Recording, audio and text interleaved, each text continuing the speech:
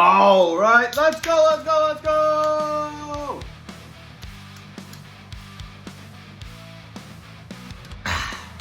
Refreshing. The first recap podcast of the year is brought to you by Leland Brewing Company Oktoberfest. Hashtag not sponsored. Much like the plant, my camera stand is currently held together by duct tape. This is my fucking feral children. Alright, let's get this show on the road. The troops! Week 4 is already underway. So I thought I'd take a break from Yash's Invictums chat to bring you this Week 3 recap. Let's get started with the weekly winners for the last couple weeks. Week 1, we had Toei. Week 2, Yash. And Week 3, with a massive 169 points. Might be the highest point scored. Definitely this year. It might be last year too. Me! Dun, dun, dun. Finally somebody gets to wear the ring. Not at work because I'm fucking off this week, but first 3 weeks nobody wears it to work, but at least somebody's wearing it. I'd like to take a moment to thank the person who made it all possible. Caleb Williams with his massive fucking game against the Cowboys, which also won me a soda bet against Dave. Not only did I shove a Caleb Williams-sized dick up Dave's ass, but he also led me to win a soda bet because Dave was dumb enough to bet me that Caleb Williams wouldn't throw for 255 yards against Cowboys. Have you seen the Cowboys, Dave? This is the worst. It might be the all-time worst fucking secondary of all time. But fingernails. Yeah, the fingernail paint makes it more aerodynamic. Don't you fucking know that? Fun fact, Caleb Williams' thumb on his throwing hand was painted with the logo of his friend's company. Damn it! That's 2. Fuck! More fucking destructive. No fucking way it falls again. No fucking way. Let's get to the standings. At 3-0, you have me, your future champion.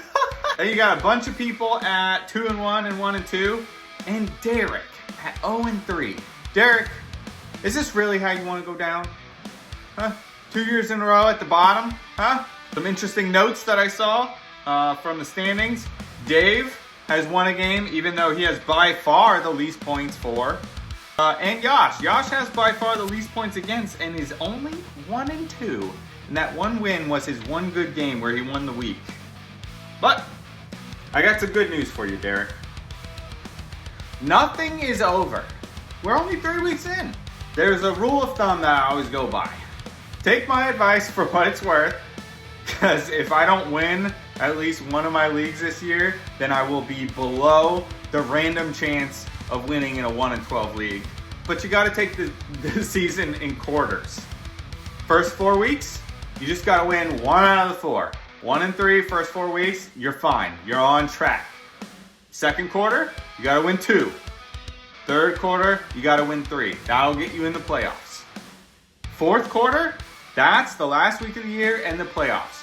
Win out. You got to win out last 4 weeks. That's a championship right there. Keeping that in mind, Derek's opponent this week in his must-win game, I just laid it out for you. If Derek doesn't win this week, he's out of the running. He's screwed. It's Wade. And according to ESPN, this is a pure coin flip. It has it within 0.05 hundredths of a point. Personally, I'm gonna have to give the edge to Wade, even though I think that this is the Ashton Genty breakout week against the Chicago Bears. But man, Derek's playing Kenny Gainwell. Like, I can't get behind that. I would rather see you put J.K. Dobbins up in that running back spot and then play Troy Franklin. Because then at least you would have the chance of like the Bo Nix to Troy Franklin stack. Like if they connect on a touchdown, like you're golden. Alright, so now I'd like to move on to a segment that I've done before. I like to call this segment the Yosh segment, where I just take any random thing that's happened already and project it out to infinity. BJJ is going undefeated. Anyone who passed on McCaffrey in the first round is an idiot. There's no way that guy gets hurt. Daniel Jones is a league winner. If you took a wide receiver not named Puka in the first round, you're screwed. If you took a wide receiver not named JSN in the second round, you're screwed. Alright, I'm open to any other Yosh segment additions you guys got. These are hilarious. Alright, a couple final notes for this video. Caleb watch, and I'm not talking about Hatchell, the fucking crayon-eating Marine. I'm talking about the finger-painting fucking phenom, Caleb Williams. Currently on pace for 4,051 yards, which puts me on pace for $100 fucking bucks from the crayon eater. He's also QB2 on the year. Oh my god, why would we ever care on QB2? Don't come after me, Dave and Caleb.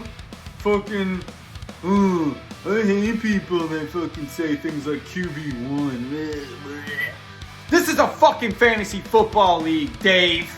A QB1 is one of the top 12 QBs in fantasy points. It's a fantasy league. We're talking about fantasy football scoring.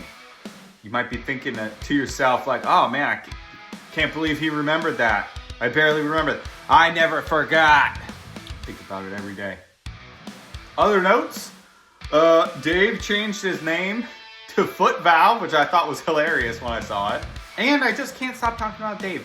Dave has a lot of injuries on his team.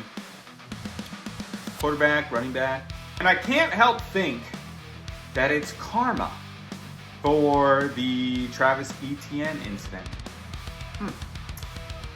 It's food for thought. All right, that's it for this recap. I'm definitely going to be getting these out more often. Obviously, next week, easy. I'll get one out. It's only annuals. I would have liked to have gotten these out week by week, week 1 and 2, but you know, fucking sometimes a bee stings your wife and then you end up going to the fucking emergency room. Good luck to everybody this week. I'll see you when I'm 4-0.